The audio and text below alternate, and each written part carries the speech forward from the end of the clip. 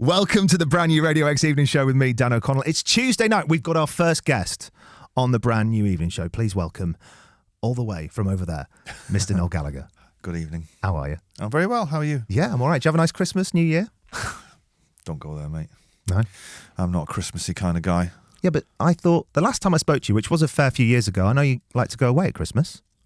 Didn't go this year. Right. And it'll be the last time I'm staying in England for Christmas. It was just...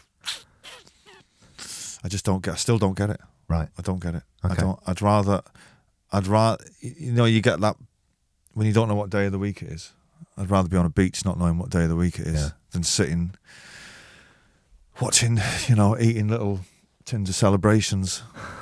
Not knowing what day of the week it is. Did you spend any time with Anais over Christmas? Yes. Because I wanted to ask about something. Go on. The whole Nepo baby thing. Oh, Was that brought up over Christmas dinner? Boxing Day, maybe? No. I just thought she had a great line on it. You know, she was like, she acknowledged the fact that, you know, she had successful parents and that she was super grateful for the opportunities. And I just thought that was a nice way to encompass it. Well, I've never pushed her in any particular direction, or she got into photography and you know, went to uni and all that kind of thing and did great. And then when I was making this record, you know, I said, well, why don't you get a video camera and come and film me making the record? But I wouldn't, if it's only because she's good at what she does. If photographs are really, really good. And if she was terrible, you know, you wouldn't be doing it for the sake of it. Because I don't think that's, I think if you're knowingly just giving your kids something to do and they're not really good at it, I don't think that's very healthy. But she actually happens to be a really good photographer. And although she never stops talking.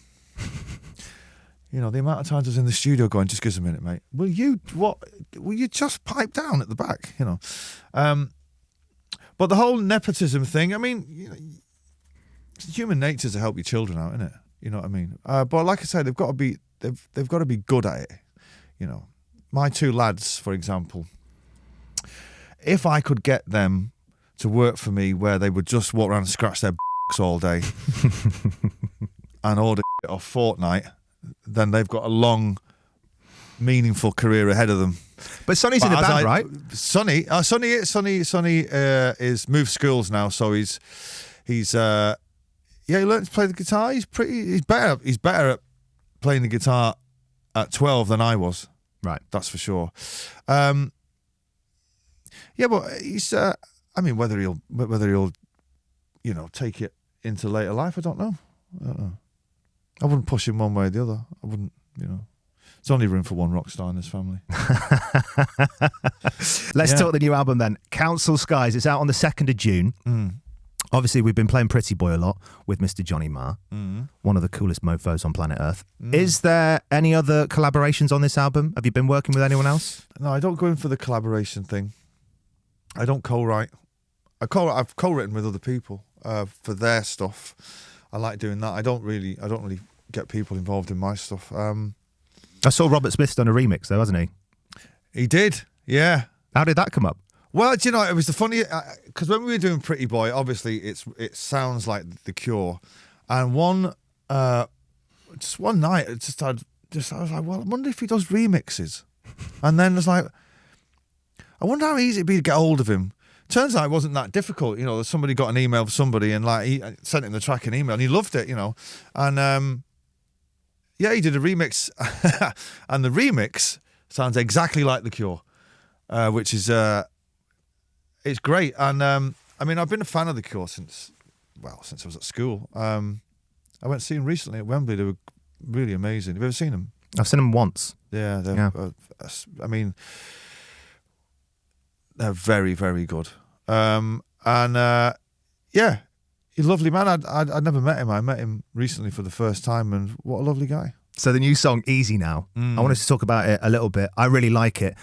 Is there any instrument on that you haven't used? Because it feels like you've thrown everything at that as it kind of builds. Well, so usually I don't, when I'm writing, if I'm writing a song and it kind of strays into Oasis territory, I would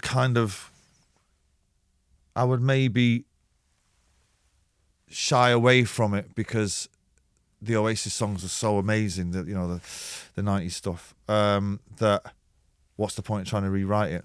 But every once in a while, there's one that will fall out of the sky, which is an equal to anything that we ever did. And Easy Now is one of those songs where I was kind of, as I was getting into it and writing it, I was thinking, wow, this is like little by little, all the master plans, older, more considered big brother. We said the same thing. Yeah, we said this could have been Oasis. Yeah, and they don't come along, or they have not tended to come along off in the last 12, 13 years or whatever it is. But this one in particular, the minute that I wrote it and we started it in the studio and come out of the speakers, everyone was like, that is going to be the one. And it's people people will recognize the shape of it and the vibe and the sound. It's got a great guitar solo, not played by me, I might add. It ticks all the boxes. Have you gone more sort of spiritual as you've got older? It felt very spiritual, sort of almost religious. Well, the whole album was written in that lockdown period in 2020. In the first 9 months, was it?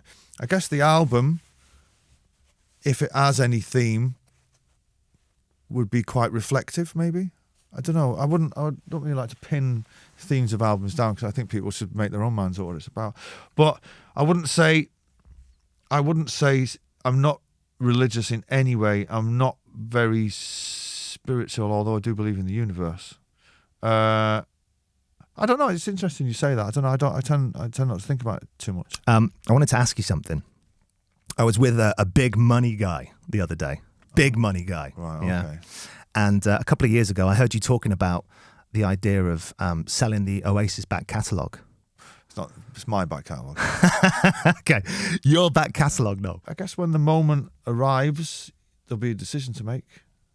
But I'm not there yet. I do wonder, would it demotivate me though?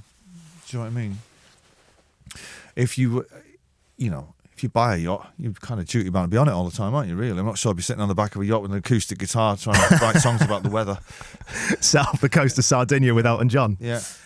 I don't know. I was thinking about this, right? If you did sell, does it mean that other people can play your music? Yeah, it would just mean that, they would end up in adverts for... I mean, I get asked a lot for songs in adverts. There's been the one on the Nationwide advert for the last 3 years. Bless them. It would mean that they would own it for life. Right, and you could be in a McDonald's advert, and it would be like, is that really how you want your music to be perceived? But then the other part of you is thinking, am I being too precious with it? You know what I mean? It's only music, So I don't know. It's, I'll let you know. Let's just talk Council Skies again. Mm-hmm. The album's out on the 2nd of June. Mm. Why Council Skies? Like I said, the album seemed to be quite reflective, and some people who've heard it have said it's quite autobiographical, and I was like, I don't get that from it. The title comes from a book by the artist Pete McKee, and I was writing the song which became Council Skies, but it wasn't called Council Skies. And there's a bit in the song, when I was writing it, there was a phrase that was missing. I didn't know what that phrase was going to be. And his book happened to be on my coffee table at home, and Council Skies. So I called him up and I said, can I use this title? And he said, yeah. And I rewrote the song, and then subsequently lots of other things started to fall into place. So I guess to me it's like, underneath the song says, underneath the Council Skies.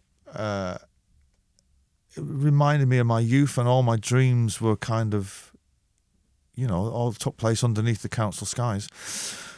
But the term Council Skies is actually a particular shade of blue that he uses when he's painting his backdrops for the... Do you know the art? I've seen some of the artwork. He's done some artwork for us. Yeah.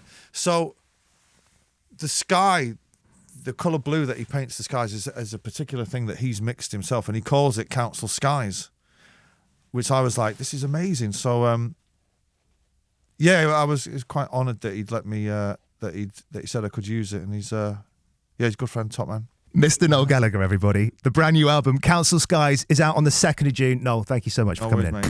Radio X.